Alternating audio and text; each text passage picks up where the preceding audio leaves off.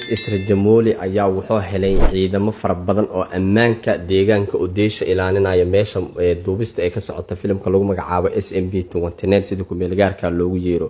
haddaba maalmihii la soo dhaafayay deegaankan u deesha waxaa ka socotay duubista filimkan oo Mahesh Babu hogaamiye ka yahay ayaa maalmihii ugu dambeeyay waxaa laga tabanayay muuqaalo likid ah oo laga soo xadayo oo baraha bulshada la soo gelinayo. SS Rajamolina taas jahwareer xun iyo xanuun fara badan ayuu ka qaaday ninkan odaga waliba heer wuxuu gaaray wax bini aadan la yiraa aan shaqo aan ku lahayn meeshaas inuu ka soo agdhawaan heerkaas ayuu gaaray markii dambe. laakiin waxaa dhacda saaxiibayaal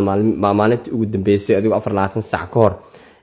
dowladda dhexe ayuu codsi ka helay waxaana hadda loo soo diray saraakiil aad u fara badan iyo ciidamo fara badan ayaa loo soo diray intii hore oo u haystay in ka badan oo dheeriya ayaa la soo siiyay waxaana wacad lagu maray qof taleefan gacanta ku haysto oo kor u haya hadii la arko ama jeebka ugu jiro ee wax duubaya la arko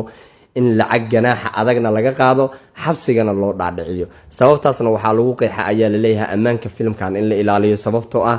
filim kun koror iyo wax ka badan lagu qarash gareynayo in haddana duubistiisii la xado oo baraha bulshada la sii geliyo taas waa sumcad xumo ayaa la leeyahay. Rajamolina uma dulqaado karo. Rajamoli marka hadda wuxuu wacad ku maray wax walba oo muuqaaladiisa